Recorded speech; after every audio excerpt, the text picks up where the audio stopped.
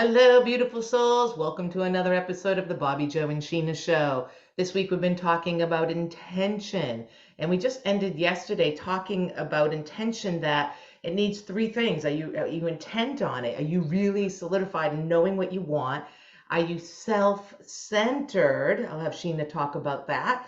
And just making no excuses that this is the goal, this is what I want, I'm getting after it and get it. So, what is your intention, people? If you're watching this and you're thinking, what is it? And are you centering yourself so that you're lining up in that vibration and that you get the perception of just looking in that right there and you see nothing else? Gina, what do you have to say about all this, my friend? Absolutely. I mean, the reason why I mentioned people say like, "Oh, well, you're too self-centered," and well, actually, people who are moaning and complaining and shouting or whatever are not actually self-centered. They're actually completely not centered in self. They're centered in somebody else and are angry about them. And so, when self-centered means is that you're really centered here and that you're okay and everything is okay and there's no problem and just you're just getting on with life and it is what it is kind of mentality. And because a lot of times we're so centered on somebody else's opinion of ourselves that actually we can't even see ourselves. And just what you mentioned there about no excuses, I mean, that's one of the things. Like, I realized that I was queen of excuses and still am. And I see it in my children now as well, And what I realized was, is that when you make your why not? And Hmm. that's a really powerful one because I was doing things for my kids, but then as soon as something would go wrong, then it would be like they became my why not and using them as an excuse. There's no room for any excuses whatsoever. You set the intention and then it's not that you do whatever it takes, Bobby Joe. It's Yeah.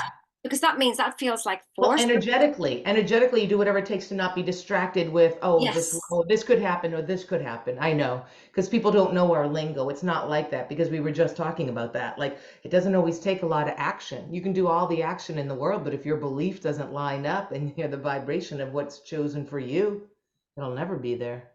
it was created first in the imagination. We've got to remember that. So many times I do myself as well, run out and do the action and I stop and I didn't even set my mind. I didn't create it in my mind, first of all, and then go take the action. And so that's what I practice more and more now is just stop. What do I want changed? I don't change it in the world because then that's resistance. I just think, I need to choose again. Let me choose again. What do I want in my imagination? I see it and I feel it and I receive it right there and then I let it go and then action will happen. Well, there you go. That's day three of intention. We still have two more to come. We'll talk to you soon. Have an amazing day. Like, subscribe, start having conversations with your friends about this stuff. Instead of the gossiping and complaining, imagine getting together with girlfriends and setting intentions and holding each other accountable. So listen to us, subscribe to us, start having conversations, and we'll see you real soon. Cheerio now.